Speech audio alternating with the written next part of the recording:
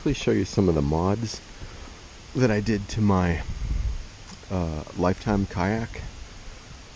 This is a Lifetime Lancer. I got it about a year and a half ago at Walmart.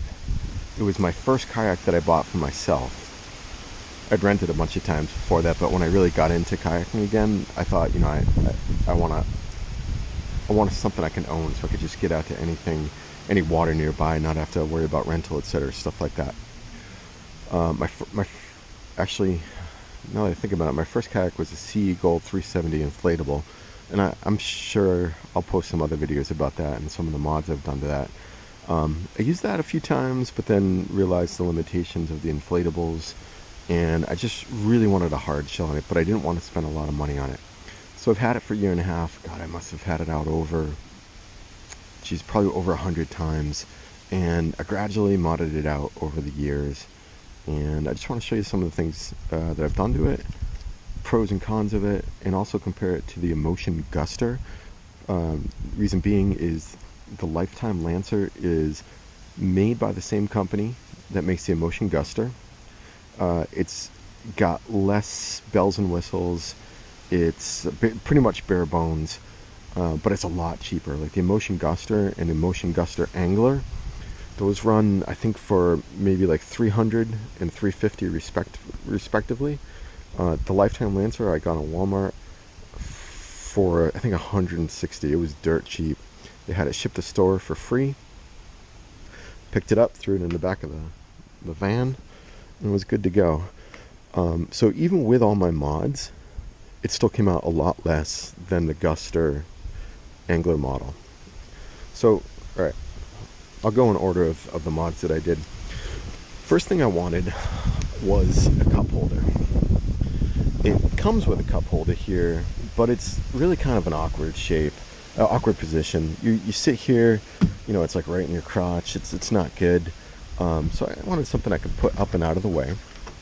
This was the first mod I ever did. Is I bought these on Amazon. I think they were like $7 or $8 for a pack of 3, and basically drilled it out with a skill saw. And then I had to take a razor blade and shave down these the ridges right here so that the lip could fit in there. Took some stainless steel screws, tightened it in, and it's been awesome since then. Let me see if I can get you underneath so you can see it.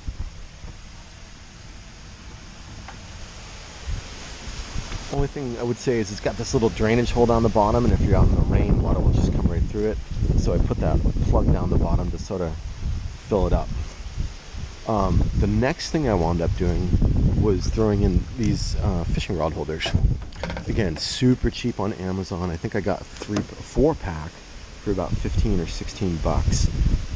Basically, it's a straightforward cut if you're handy at all. What you do is, drill a couple holes and take a skill saw and go around. You can see where originally I had put in the stainless steel screws that came with it. But one of them popped out, so once I got a rivet gun later, I switched to a rivet gun. Same deal on this side over here. I'm actually missing one. It looks like I gotta go and throw that back in. So these, put a couple rod holders right in back. I've done a couple mods over the years. Like I had I think I had a snap type paddle holder in there, but I didn't really think about my paddling posture when I put them in, and what happened when I'd pull back, I'd wind up scraping my knuckles on it, so it wasn't fun.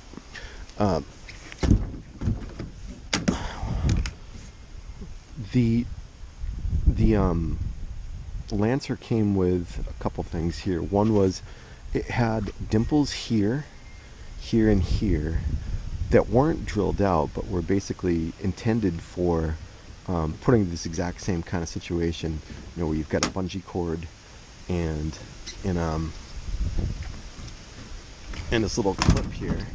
I assumed that those were, sort of indicated for the factory if they're making the Guster model to drill these out and put the hardware on there. But again, being the dirt cheap Walmart version for $160, it didn't have them. So, there's a couple things. Just drill right through. This HDPE is super easy, low speed drill. You know, buy some hardware on Amazon again, threw it in there. You can see if you're going to tie these bungee cords, you just put a knot. That stops it from pulling out. Another huge improvement that I did was added adjustable foot pegs. The ones that came with it were these sort of ridged, so it had like 6 or 7 ridges on them, and they only came out to right about here. These, again, on Amazon were about, oh geez, maybe $25 or so. It's probably the best investment that I've had. You just, you know, what you do is there's a little lever in the back here. You slide it up and back. It makes a huge difference in paddling. Once you're any good at paddling, you're going to be using your legs and your body just as much as you use your arms. Something you don't really think about when you first get into it. After that, just a couple days ago, what I did is this sort of DIY anchor trolley. Anchor trolleys are super useful if you're fishing. You know, you throw your anchor in.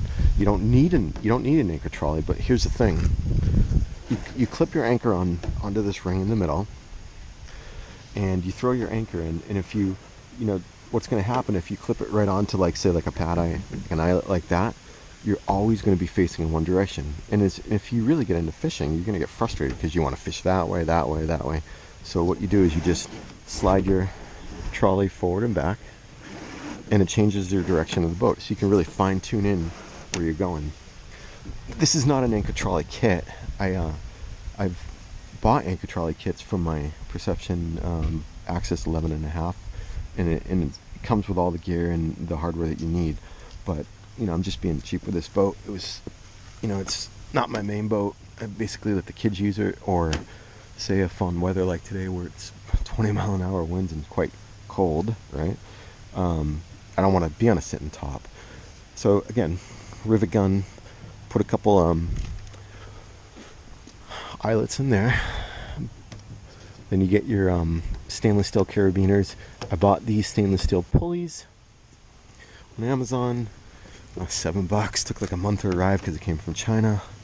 The ring is really, really ghetto. You know, it's just something I had over from a shower ring. It's temporary.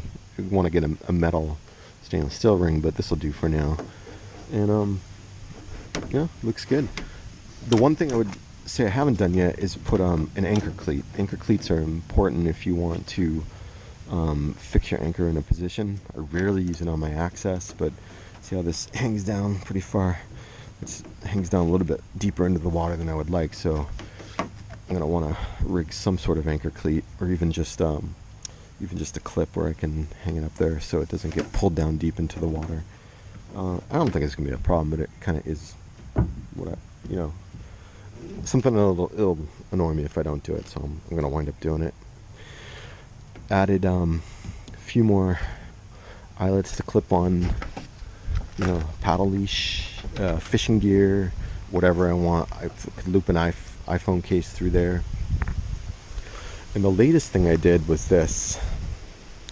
So two thoughts on this. One is, if I knew how much I would actually get into fishing, that it would be the primary thing I do in a kayak, I wouldn't have bought this boat. It's my first boat. What I would have got is, it's a Perception Sound 9.5. The reason being, and you know, I'll try to throw a couple of pics of it up there, is that this Perception Sound 9.5 is a sit inside, so you've got, you know, the warmth and sort of comfort and closed feeling that you get of a sit inside kayak. But in this back here, instead of this you know, this access hatch, what you have is a well, and the well has scupper holes in it. And why that's important for fishing is because most of the time what you're doing on a sit inside is you don't want to throw your tackle bag, you know, if you have a cooler with drinks in it, or a fish bag, things like that, you don't want to throw it in there and like reach for it every time, because you find yourself really cramped. And it's doable. I did it for a year, but really what I wanted was to have the same situation that I had with my sit on top, where I could literally just reach around back, throw my gear there, and it's out of. Of course, I could have got a milk crate, but again, the spirit is as cheap as possible with this boat. Why? Because I can, and because it's fun. So what I did is I built this out of spare wood I had laying around the basements from various home reno projects. It's nothing fancy, just a couple pieces of wood. Cut it here in case I wanted to, I don't know, I was thinking I could run these bungee cables through it. But when I put it on the back of the boat and started prototyping it, I realized that what I needed to do, because it was flopping around, is a better way of securing it. So I drilled the holes, added some more eyelets here, and you can see it this way. It's just I think, where we go? We start here, tie it to the carabiner, ran it through, ran it back, ran it through, under, over, came back through, and then tied this onto the other side. If I want, I can take it off. If I want to throw it up on the kayak rack in my shed, it seems a little plain, but it's pretty good. I didn't want a full-size milk crate because I didn't want to be out. If my head's here, my shoulders here, I don't want to have to reach up and in.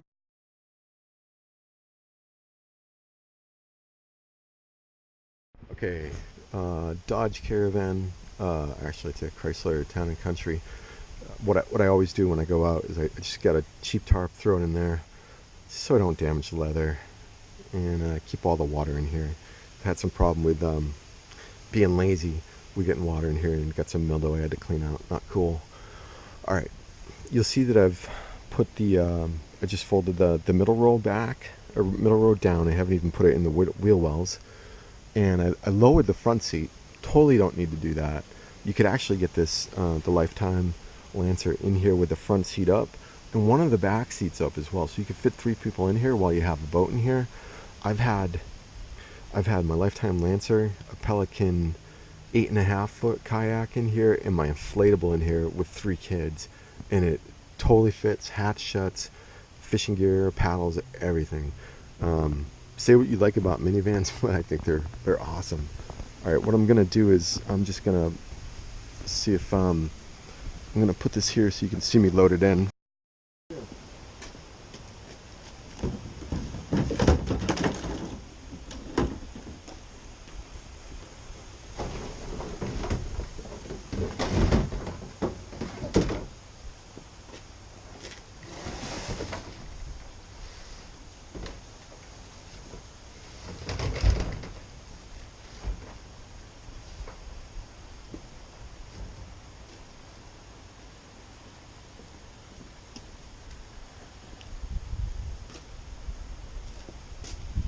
And it fits in. 2 people in the front.